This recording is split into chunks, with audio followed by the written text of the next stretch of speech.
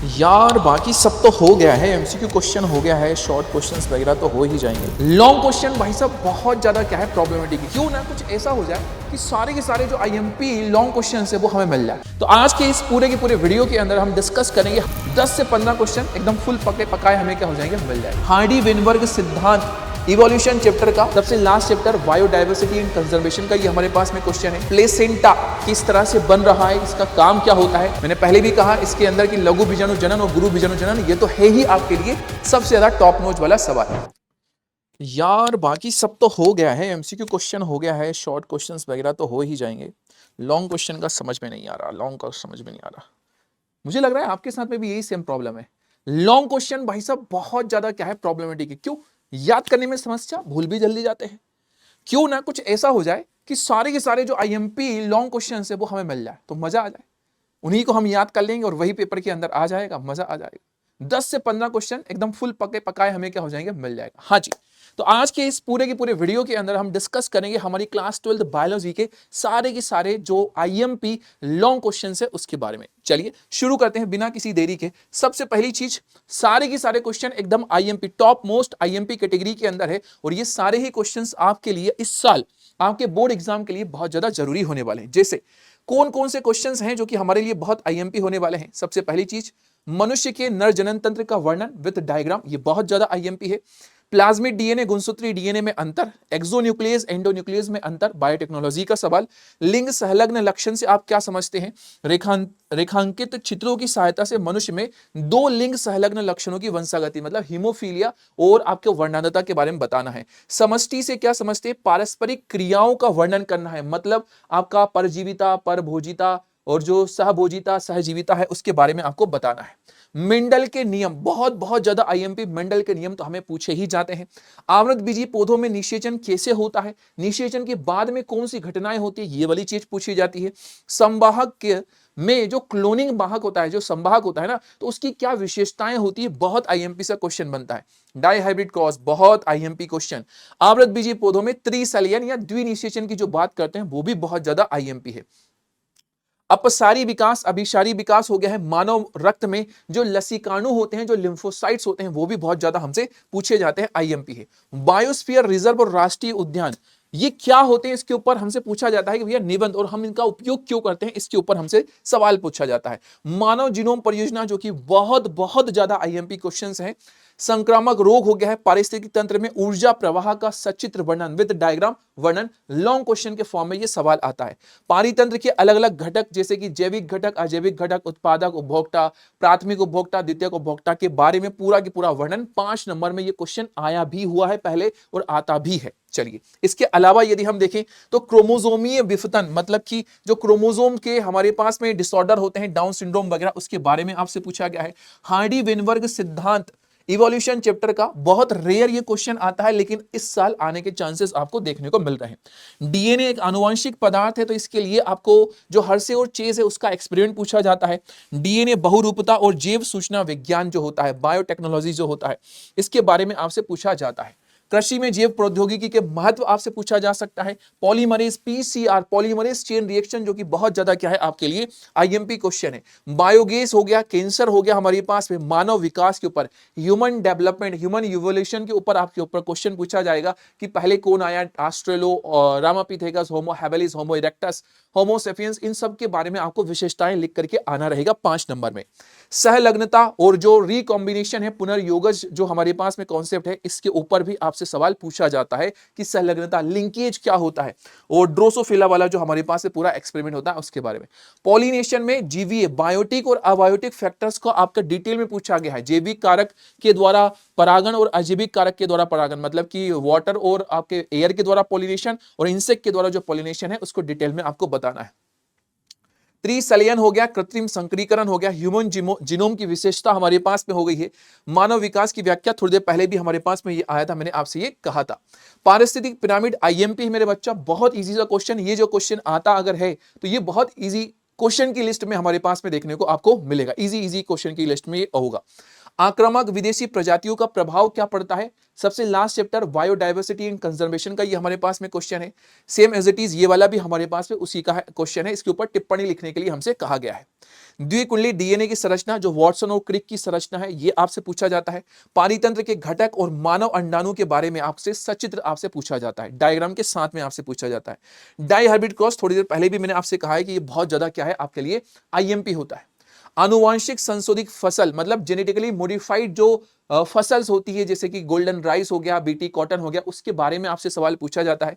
Nucleotide के घटक मतलब कि हमारा डीएनए और आरएनए होता है वो फॉस्फेट शुगर से बना होता है, नाइट्रोजन बेस से मिलकर के बना होता है, नाइट्रोजन क्षार से, और हमारे पास में क्या होता है पेंटोस शुगर से मिलकर के बना हुआ होता है। उनके बारे में डिटेल आपसे क्या होती है पूछी जाती है। व्यसन क्या है? बहुत इजी सा क्वेश्चन है बेटा, लेकिन ये आपसे सीधे सीधे से 5 नंबर में क्या होता है ये सवाल आपसे पूछा जाता है।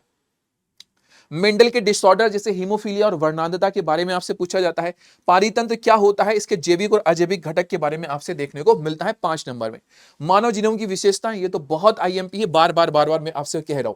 विभिन्न सहायक जनन प्रौद्योगिकी हमारे पास में हो गई, जैसे हम बात करते हैं भैया ZIFT, GIFT हो गया, IUT हो गया है, ICSI हो गया, हमारे पास में इंट्रासाइटोप्लाज्मिक स्पर्म इंजेक्शन हो गया। ये प्रोसीजर बहुत ज्यादा आपसे क्या होती है पूछी जाती है। बायोटेक्नोलॉजी के ऊपर निबंध लिखना है कि भैया क्यों करते हैं, कैसे करते हैं, ये पूरी डिटेल में आपको बताना रहेगा। लघु बीजाणु जनन बोल ही नहीं सकते, पहले चैप्टर के अंदर सबसे ज्यादा आईएमपी टॉपिक्स, आईएमपी क्वेश्चंस में आता है लघु बीजाणु जनन और गुरु बीजाणु जनन की प्रक्रिया। ओके सर जी। जैव विविधता से आप क्या समझते हैं? इसके संरक्षण की विभिन्न विधियों पर विस्तार से हमें बताओ। जैव विविधता की डेफिनेशन लिखना है और in situ ex situ conservation के बारे में आपको क्या करना है इसमें लिखना है। मानव के शुक्राणु और अंडाणु के सचित्र क्या करना है वर्णन, कैसा उनका डायग्राम होता है, क्या क्या चीजें होती है, डायग्राम भी बनाना है और उसको पूरा डिस्क्राइब भी करना है, उसको पूरा डिटेल में आपको लिखना भी है। डाइहाइब्रिड क्रॉस के बारे में पूछा है। अनुकूलन से आप क्या समझते हैं? जीवों में पाए जाने वाले अनुकूलन आपको बताने हैं। ये आपका जीव एवं समष्टि वाला चैप्टर का क्या है हमारे पास में क्वेश्चन है। वहीं पर आप अनुकूलन के बारे में पढ़ते हो कि भैया कौन कौन से अनुकूलन पाए जाते हैं। नर जनन तंत्र का डायग्राम, प्लेसेंटा किस तरह से बन रहा है, इसका काम क्या होता है, टिप्पणी आपको उसके ऊपर क्या करनी है लिखनी है। रेड डाटा बुक कौन छापता है, इसमें क्या क्या चीजें होती हैं, इसके बारे में आपको क्या करना है टिप्पणी लिखना है, डिटेल में आपको बताना है। ओके। जैव विविधता उसके संरक्षण पर टिप्पणी। जेनेटिक कोड बहुत बहुत आईएमपी क्वेश्चन, जेनेटिक कोड आपसे पूछा जाता है। मानव कल्याण में सूक्ष्मजीव की भूमिका के ऊपर निबंध लिखना है कि भैया दही हम बनाते हैं, पनीर हम बनाते हैं, हम चीज बनाते हैं, हम इससे बहुत सारी चीजों को बनाते हैं, उन सबको डिटेल में क्या करना है निबंध लिखना है, क्योंकि ये क्वेश्चन 5 नंबर में आता है। एक इतना इजी चैप्टर और उसका इतना इजी क्वेश्चन 5 नंबर में।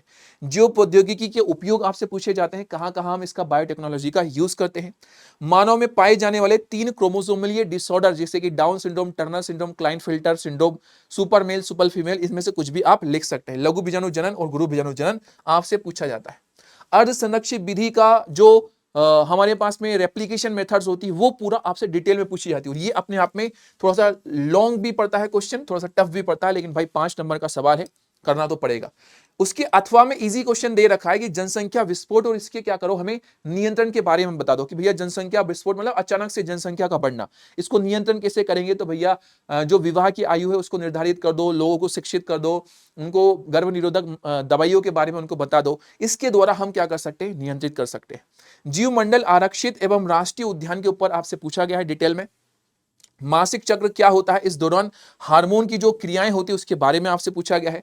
लिंग संलग्न वंशागति बार बार पूछा जाता है। हर्षे और चेस का जो एक्सपेरिमेंट है बेटा, ग्रिफिथ का एक्सपेरिमेंट, हर्षे और चेस का एक्सपेरिमेंट, ये 2 एक्सपेरिमेंट आपके लिए बहुत ज्यादा क्या है जरूरी है, बहुत बहुत ज्यादा क्या होते हैं ये जरूरी होते हैं। प्रतिरक्षा के बारे में बताना है, सहज प्रतिरक्षा, उपार्जित प्रतिरक्षा के बारे में आपको डिटेल में बताना है। मानव कल्याण में सूक्ष्मजीव, ये पहले भी आया। अनुकूलन के बारे में आपको बताना है, जैव विविधता के बारे में बताना है, समष्टि और समष्टि के गुणों की विशेष विवेचना करना है, जैव विविधता के संरक्षण हेतु कौन कौन सी हम विधियां अपनाते हैं उसके बारे में आपको बताना रहेगा। अनुलेखन बेटा बहुत ज्यादा पूछा जाता है, इसलिए अनुलेखन को ध्यान रखिएगा, ये आईएमपी और इस साल इसके आने के चांसेस जो हैं वो बहुत बहुत ज्यादा आपको देखने को मिल रहे हैं।